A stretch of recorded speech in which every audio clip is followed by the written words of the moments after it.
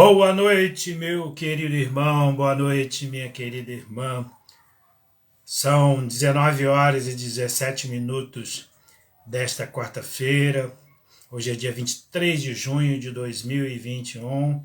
Nós estamos a começar o nosso estudo bíblico das quartas-feiras, hoje com a leitura em Jeremias capítulo 17, de 1 a 6, e nós vamos meditar sobre esse texto daqui a pouquinho, após a oração.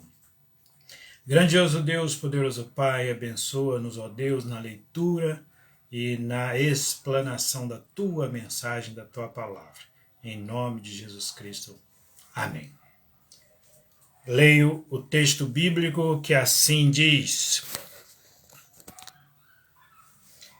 Palavra do Senhor que veio a Jeremias dizendo: Dispõe-te e desce à casa do oleiro, e lá ouvirás as minhas palavras.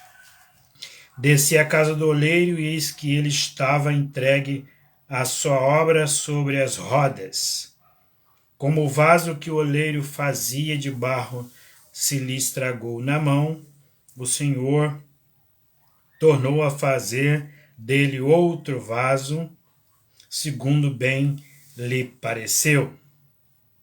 Então veio a mim a palavra do Senhor: Não poderei eu fazer de vós como fez este oleiro, ó casa de Israel, diz o Senhor. Eis que, como barro na mão do oleiro, assim sois vós na minha mão, ó casa de Israel.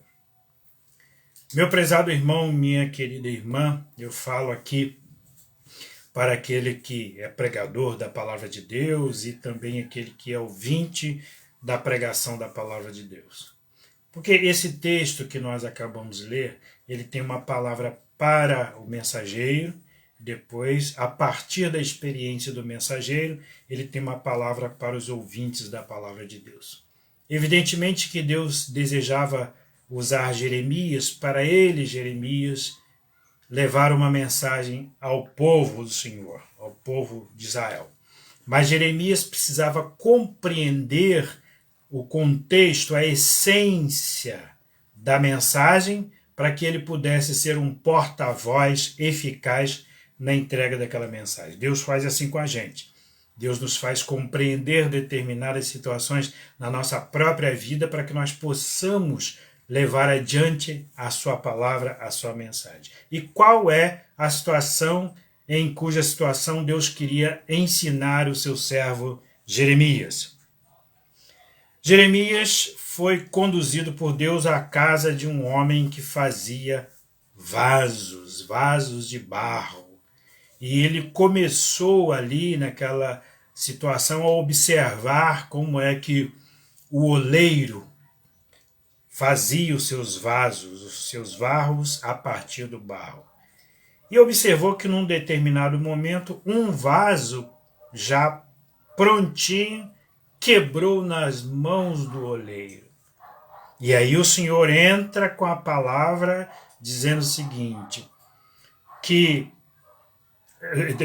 antes de falar da maneira como o Senhor tratou aquele assunto, depois que o vaso quebrou nas mãos do oleiro, o oleiro pegou o vaso de novo, aquele barro, né, que estava todo misturado, porque com a quebra do vaso voltou a ser um barro ali sem muita forma, voltou, moldou e tal, e fez um vaso novo. E aí o Senhor pergunta ao próprio povo, através dos lábios da boca de Jeremias: assim como o oleiro moldou o barro e fez dele um novo vaso, eu não posso fazer isso com vocês, ó casa de Israel, porque assim como o vaso nas mãos do oleiro, sois vós nas minhas mãos, ó casa de Israel. E antes de fazer o comentário, eu quero lembrar que há um cântico que diz assim: eu quero ser, Senhor amado, como um vaso nas mãos do oleiro, quebra a minha vida e faz-a de novo. Eu quero ser um vaso novo. Vamos compreender, num primeiro momento, a mensagem de Deus para o profeta. Para o profeta. Deus iria se servir da instrumentalidade do profeta para levar uma mensagem. Mas para que o profeta entendesse perfeitamente a mensagem que ele dela seria condutor, seria transmissor, ele precisava visitar uma situação, ele precisava estar num determinado lugar, experimentar uma determinada ambiência para ele conduzir a mensagem de uma forma mais eficaz na transmissão da mensagem. Porque a mensagem precisa sair do seu emissor e chegar no receptor, sem ruídos de comunicação. Todo pregador ele deve se preocupar com isso, em que o que ele esteja falando esteja sendo compreendido por quem está do outro lado.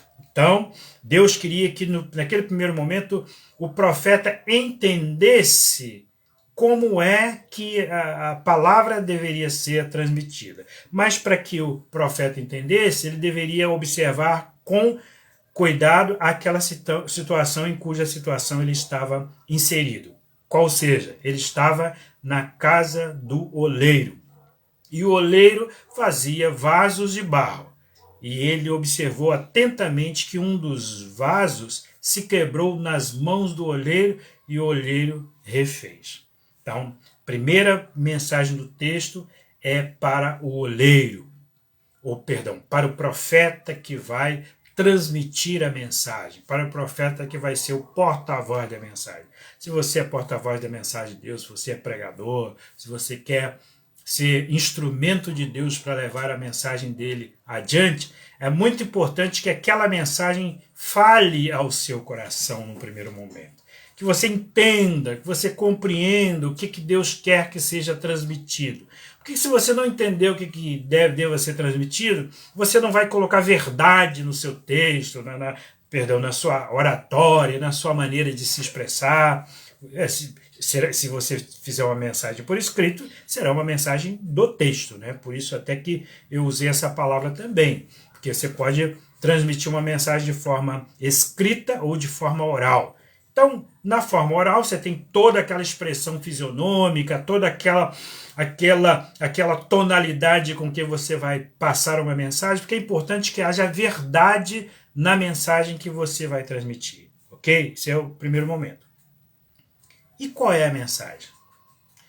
Veja que me intriga o fato de que o vaso se quebrou nas mãos do oleiro. O vaso se quebrou nas mãos do oleiro e o oleiro o refez.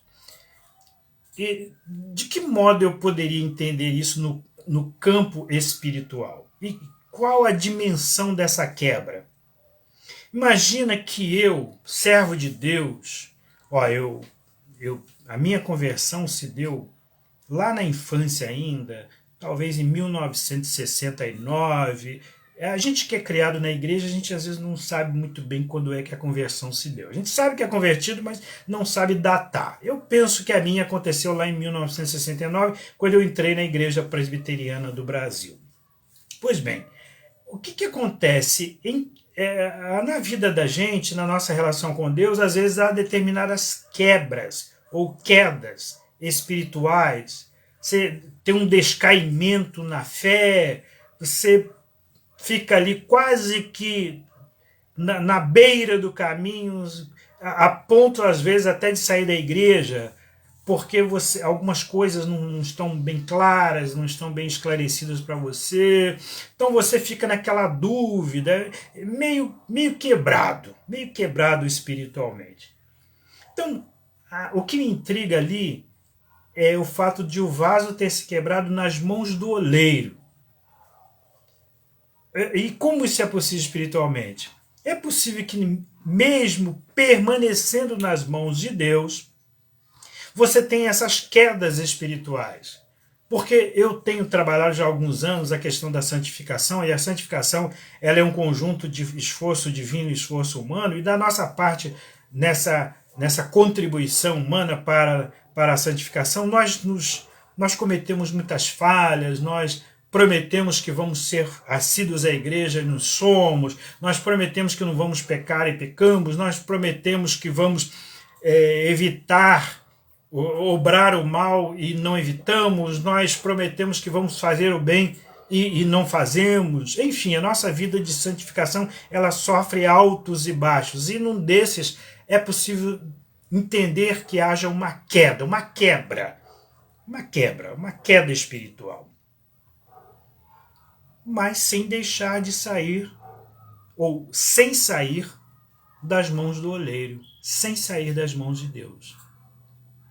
Ou seja, quebrou-se espiritualmente sem deixar as mãos, sem deixar de estar sob os cuidados do oleiro, das mãos do oleiro. Não estou falando aqui de salvação. Salvação, a nossa doutrina entende que não se perde a salvação. Ponto. Não se perde a salvação. Uma vez salvo, sempre salvo. Eu estou falando aqui de quedas espirituais. Aquela pessoa que passa tanto tempo afastada da igreja, não quer mais ir para a igreja e tal. Ela crê em Jesus, mas não quer saber de igreja e tal. Ela teve uma queda espiritual. Porque o normal do crente é estar na igreja, gostar de igreja, frequentar a igreja e querer trabalhar para Deus na igreja, e enfim, é isso. É esse o estágio de espiritualidade que a gente entende que a pessoa está bem com Deus e com o seu povo. Porque viver uma igreja de forma isolada, sozinho, no cantinho, não, eu sou crente comigo mesmo, aos meus moldes, eu e Jesus, a gente se entende, claro que no final das contas o que vai contar é a minha relação com Jesus. Mas e o meu testemunho, e o meu exemplo para outros irmãos, e a minha responsabilidade de fazer discípulos, trazer pessoas para o povo de Deus, para glorificar a Deus junto com as demais pessoas? Então, às vezes dá uma queda espiritual, sem deixar as mãos do oleiro, sem sair das mãos do oleiro. E aí, lá no texto, o Senhor pergunta assim ao povo: do mesmo modo que o oleiro refez o vaso que antes havia se quebrado, eu não posso fazer isso com você ou com vocês, ó casa de Israel. Porque assim como o vaso nas mãos do oleiro, assim sois vós nas minhas mãos, ó casa de Israel. E aí nós pensamos num Deus que reconstrói a nossa vida, reconstrói a nossa história. Lembro-me de um outro hino que diz assim que por isso, eu me lembro desse refrão assim, por isso Deus mandou Jesus para consertar a nossa história. Lá nas linhas iniciais diz assim que Deus criou o homem sim para o louvor da sua glória, mas esse homem preferiu não dar louvor a sua glória. Por isso, Deus mandou Jesus para consertar a sua história, a história do ser humano. Vamos cantar e aprender para o louvor da sua glória. Ou seja, a nossa história está sempre precisando de retificação, de conserto, de renovação espiritual. Não tem ninguém pronto espiritualmente que não possa ter acrescida a sua fé e que não possa também ter um descaimento de fé. Por isso que estamos sempre precisando do oleiro. Estamos sempre precisando daquele que pode nos reconstruir a história, nos reconstruir a vida e nós seguirmos adiante altaneiramente. Que seja isso com você nesta noite. Está afastadinho da igreja, tá quebrantado, está como aquele vaso que se quebrou nas mãos do oleiro, volta. Deus quer que você volte, Deus quer que você retorne para a casa dele, Deus quer refazer a sua vida de novo, refazer a sua história com ele de novo. Que Deus o abençoe, uma ótima semana, a gente se encontra na semana que vem, permitindo Deus. Vamos aos recadinhos? Recadinho primeiro é para Ângela Maria. Oi, Ângela, dá um abraço aí em todos, especialmente no maridão José Santana. Luciano Góes de Amorim, esse é lá de Pedra, quer dizer, ele mora no Rio de Janeiro, mas é nascido lá em Pedra, em Pernambuco. Ô, Luciano, saudade tu, homem. Isabel Queiroz, ô Isabel, foi minha ovelha na segunda igreja presbiteriana de Honório Gurgel. Mais um recadinho, este é para Isabel Cristina Abrantes, assídua desse nosso momento das quartas-feiras aqui. Deus abençoe a sua vida. Gilberto Abrantes, marido de Isabel Cristina, e que faz aniversário dia 1º de agosto. Tá chegando esse aniversário, hein, Gilberto? Vamos comemorar, vamos fazer um churrascão aí. Diva do Carmo, oi diva, que Deus te abençoe, menina, Deus te guarde. Muito bem, com esses recadinhos nós terminamos aqui e nos encontraremos na próxima semana, permitindo Deus.